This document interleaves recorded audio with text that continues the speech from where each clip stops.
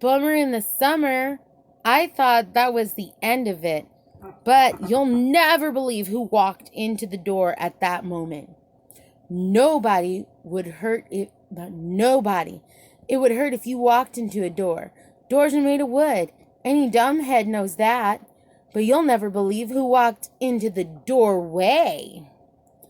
It was Mrs. Rupee, Miss Hannah, Mr. Hind, and Miss Small. Suddenly, it was really crowded in Mr. Kloot's office. "To what do I owe the pleasure of your company?" asked Mr. Kloots. The teachers said they didn't like his new rules, so they made up their own list of rules for school. "Not you, too," said Mr. Kloots. Mrs. Rupee handed the list to Mr. Kloots. He was still hanging upside down from the ceiling. He looked over the list very carefully. We couldn't see what it said on the teacher's list of rules. Mr. Kloots didn't say anything. We were all on pins and needles. Well, not really. We were just standing there. If we were on pins and needles, it would have hurt. But there was electricity in the air.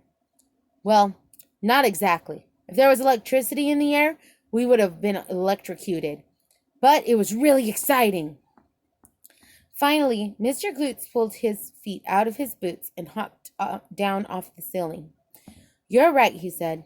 "I guess I went overboard with all those rules." "What? Why is everybody always talking about boats?" Nobody was talking about boats, Arlo. Mr. Kloots was saying that his new rules went too far. He said we could forget all about all the silly rules he had given us. We could go back to being a normal school again. Well, as normal as our weird school would ever be.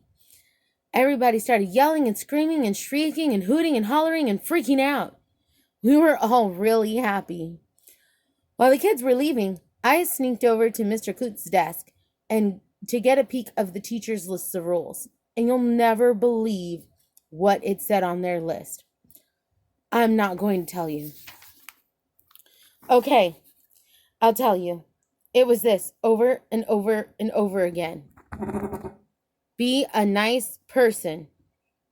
Well, that's pretty much what happened. Sometimes rules can be bad, and sometimes rules can be good. I guess it depends on who's making the rules. That's true. I've been giving this a lot of thought. Do you know who should make up all the rules? Who? Me! So that's why I've made up a list of my own rules. Everything on the list is number 1 because they're all the first rule of being a kid. If you want to get something from a grown-up, say please over and over again until they can't stand it anymore. The more times you say please, the better chance they'll say yes. If you don't want to get called on, don't make eye contact with the teacher. By law, they can't call on you if you're looking at your feet. Parents should never come into your class unless it's your birthday and they bring cupcakes. Always laugh at the principal's jokes, no matter how lame they are. If somebody tells you that you did something dumb, act like you did it on purpose. When a grown-up tells you a boring story about when they were a kid, always pretend to be interested. Green is a weird color. Don't eat stuff that's green. If you do something really dumb and you don't want to get blamed, start whistling. Because if you're whistling, nobody thinks you did anything wrong. When you're in a car with your parents, always ask if you're there yet, even though you know perfectly well that you're not there yet. If you get called down to the principal's office, walk as slowly as you possibly can. The slower you walk, the longer it takes to get anywhere. If you walk slowly enough, by the time you get to the principal's office, he might forget the bad thing you did. Anytime your parents ask that you did what you did at school during the day, always say nothing. Even if an alien spaceship landed in the middle of the lunchroom, just tell your mom that nothing happened. If you can make a grown-up rub their forehead with their fingers, they'll agree to just about anything.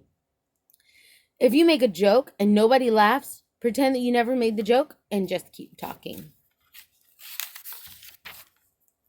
When your mom or dad comes into your classroom, you should always hide under your desk.